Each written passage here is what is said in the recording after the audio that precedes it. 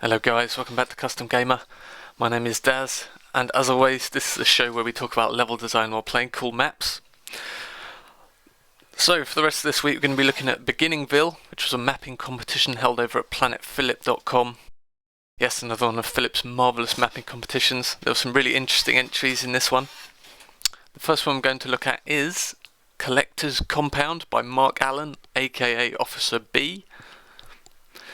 And this is one of the longest of the packs, so it's going to be a double feature on this video. Let's have a look.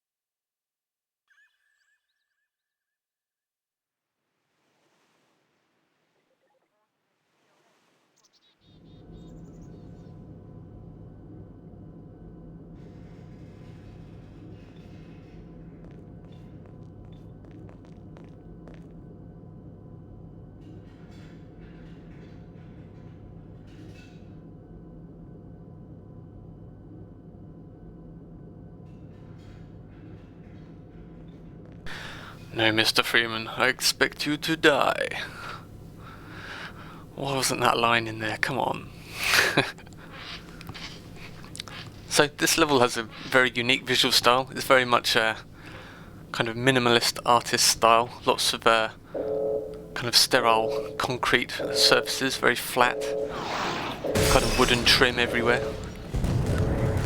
This is consistent across the entire map, and even the areas of kind of rock and grassland outside are very flat. And at first I was wondering if that was just kind of an omission by the author, like not bothering to create displacements out of all the terrain here, but then I thought it's probably just a very deliberate choice to kind of fit in with the rest of the aesthetic of the map.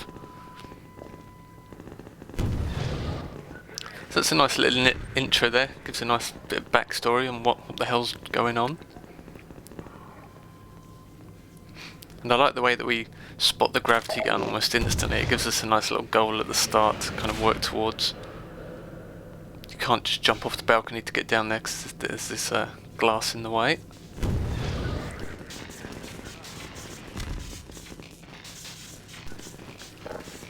So the first issue I really had with this is that I figured these guys would be my friends.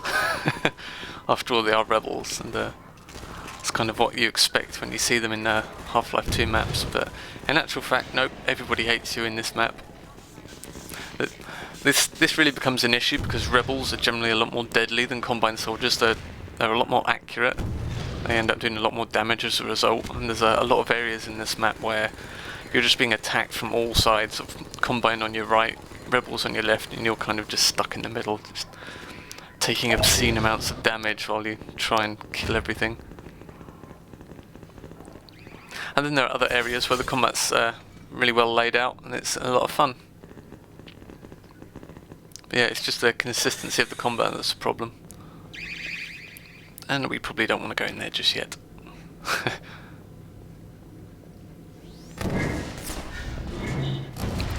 So another issue here at the start is that we're fighting elite Combine with a crowbar. I think that's perhaps a bit much.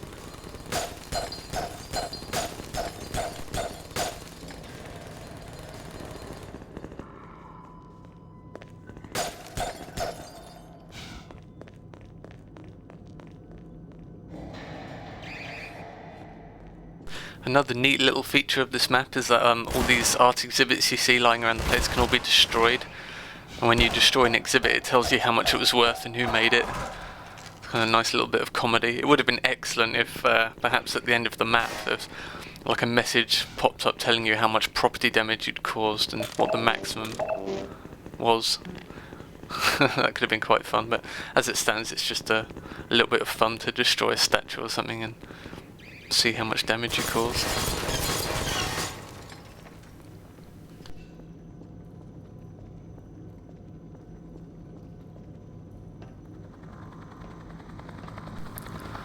Here we can see the art dealer flying away in his helicopter home, I guess. This is really cool, and again, it's another way of giving a goal to the player. So you see this guy taking off in this thing, you just want to follow him and kill him, basically.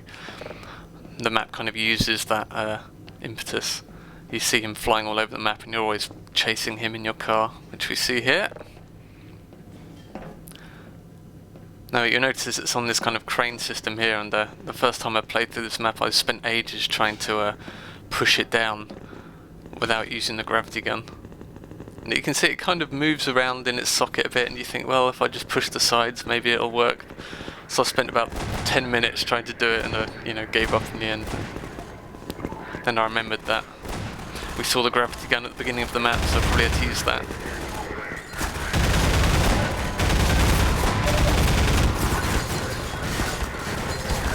So this map really isn't afraid of chucking thousands of bad guys at you pretty quickly.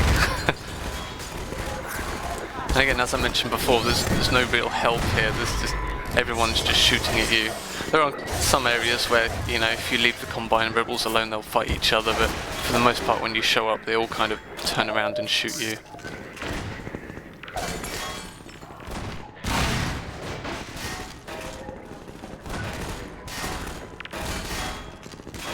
I think one of my main criticisms of this map actually is just the pacing of the combat. It's just constant. There's never really a dull moment from now onwards, and it just ends up kind of merging into this giant amorphous blob of combat that just gets very, very tiring after a while because there's no kind of pauses or breaks. I think if the rebels had been neutral, kind of only fire at you, if you fired at them, that could have created some nice situations where you have this kind of ceasefire deal going on as you're travelling around some areas of the map. And perhaps they talk to you like, don't do anything stupid or we'll take you down. It's, something like that.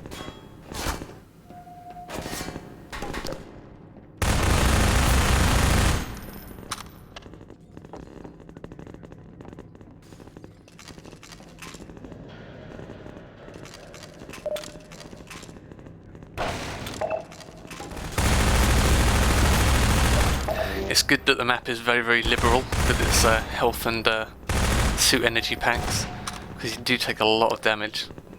As I mentioned before, the rebel soldiers are very, very accurate compared to the Combine variants.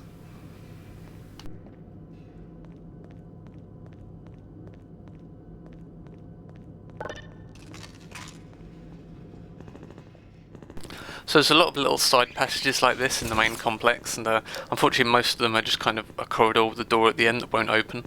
But there are a couple of areas like this which provide alternate routes to get around places, which is nice to see.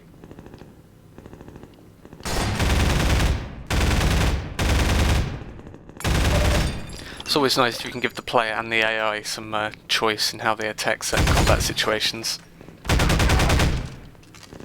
And what I played just the other day, Spherical Nightmares, did an excellent job at this, creating varied combat scenarios with lots of choice for the player and how they attack it. There's always lots of little side routes and little areas you can duck into to attack from different angles and things like that.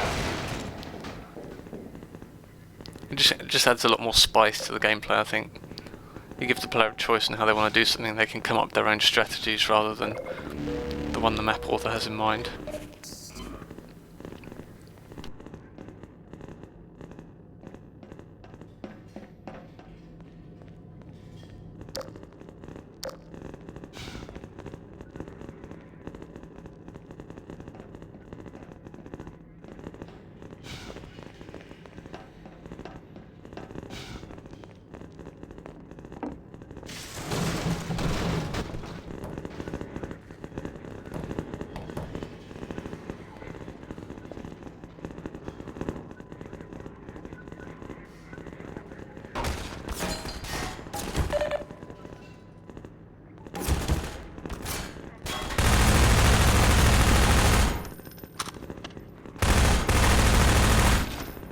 So you can see how even at long range the rebels are just kind of very, very accurate. It's kind of an issue in a map like this. You can get away with it with Combine soldiers because their accuracy just falls off completely at long range, where practically stand there and not take any damage whatsoever. With rebels, that's really not the case. You need a lot more cover when you're dealing with these enemies.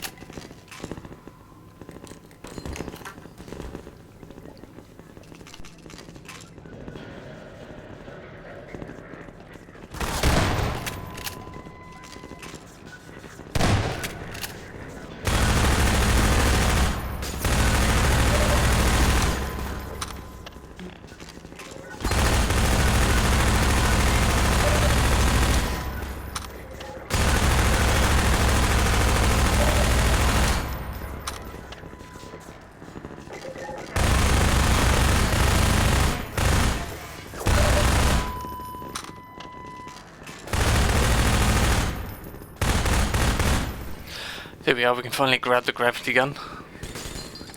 Now we can deal with all these sentry guns in here finally.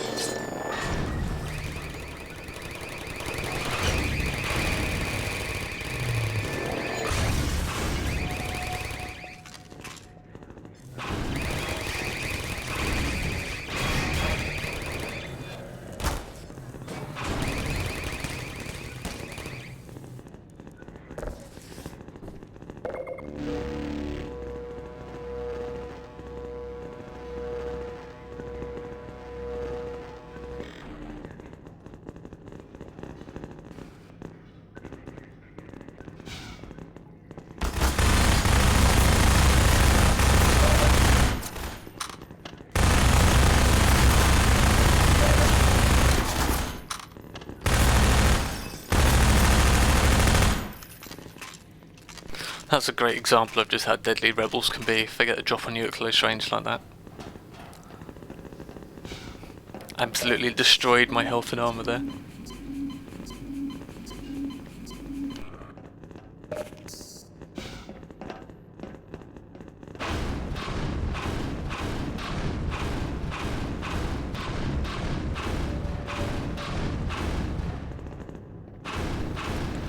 Perhaps be a little bit easier to move this thing with the gravity gun. It seems to get a little bit stuck at times, you have to kind of wiggle it a bit to get it to slide down. There we go.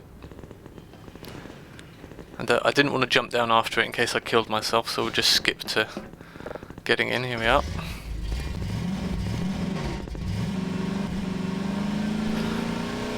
So this is where the storyline of the mapping competition comes in. So the rules were, in part 1 of BeginningVille, in case you weren't following the competition, BeginningVille is going to be a multi-part competition, and essentially the same authors can create a map for each part, and all their maps will kind of link together to form a, I suppose, their own kind of mod in a way, I guess, with a coherent storyline throughout.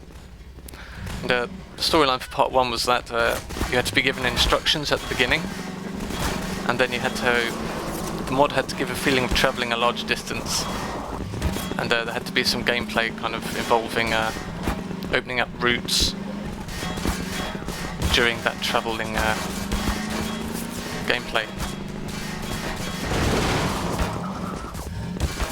So now we're in the travelling part, and as you can see, that's what I was talking about earlier. You've got the got Breen in his little flying house, and you're kind of chasing after him in the car. So it's a nice way to kind of tell the player which way to go. Again, the irritating part of this outside area here is that it would have been a great place to have a lull in the combat and enjoy the nice vista you're given here, but because there's just Combine and rebels everywhere, it's just, you just die so quickly, you don't have a chance to really stop and catch your breath, which is something this map could have really done with.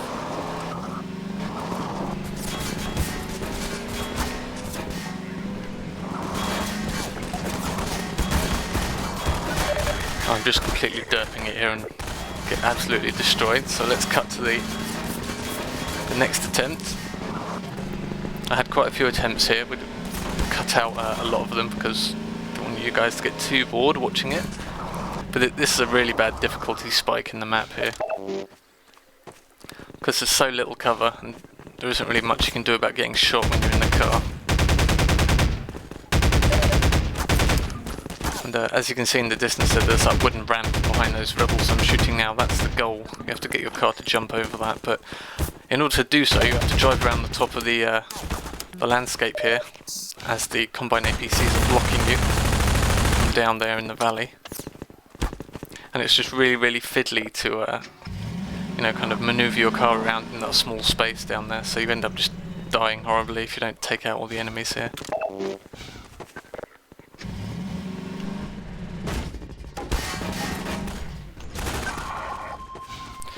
Doing it GTA style. So if you're worried about running out of ammo, it's not really a problem. Seems to be that it's just constantly spawning in enemies here to make it look like there's a big battle going on outside, but the side effect is you get this comical array of weapons lying on the ground.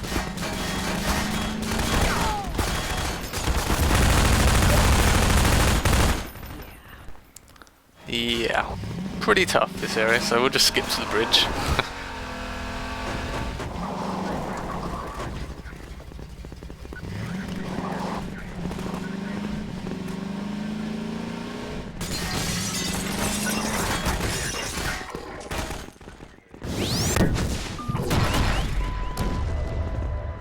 So I'm being a little bit careful now because I've got barely any health and lots and lots of hit scan enemies all over the place. So one thing I do like about this map is that it's very open. It kind of leaves how you want to get from point A to point B up to the player. There's a lot of instances in this map where you can practically leave the car behind and go on foot if you really want to. We can kind of talk about them as we get to them, but some areas that was actually kind of confusing, because the messaging you're giving to the player is that there's a barrier blocking progress of your car, but do you leave the car here and find a way to open the barrier, or do you just take the car somewhere else? And I had a trouble with a few areas like that in this mod, where things don't really quite add up.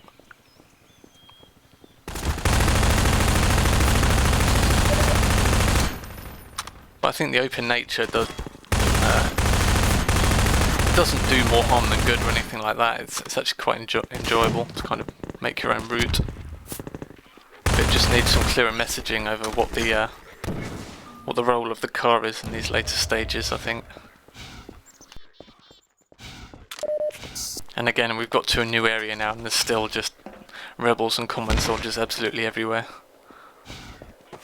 Like after doing that wall jump with the car, it would have been nice to have a, you know, perhaps like a little puzzle area or something, just anything to have a break in the combat.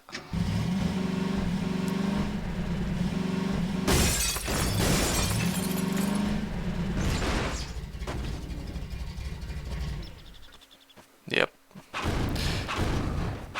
Pro car driver, that's me.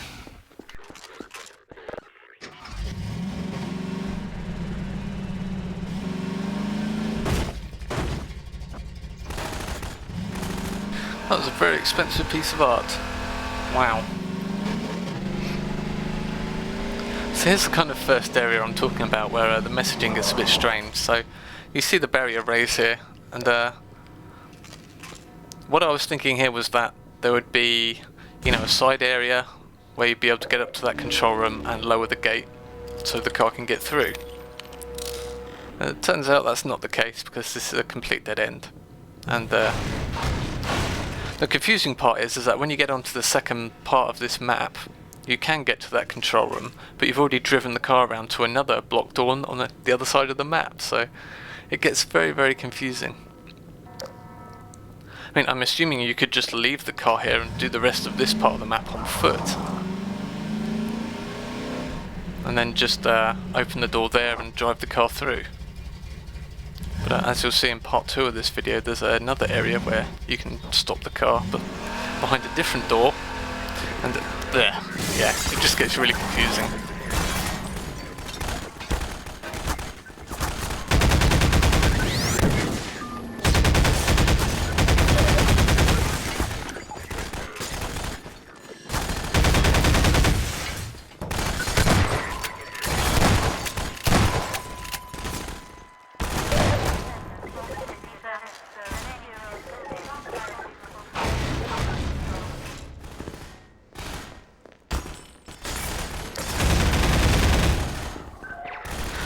There's some more strangeness here with these roller mines. There seems to be some kind of NPC collision for them in here, so they kind of can't leave the building. They just bounce off these invisible walls, and this happens in windows, so you can't throw them outside or anything like that. yeah, it's really strange.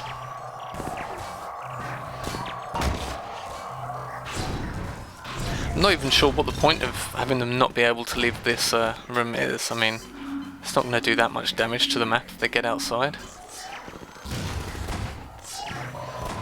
Yeah, it just feels very strange. See here, there's some windows they just refuse to go out of. There's some kind of collision getting in the way. Making me rage. Inconsistent enemy behaviour. It's a big no-no in my opinion. Alright, we'll continue in part 2.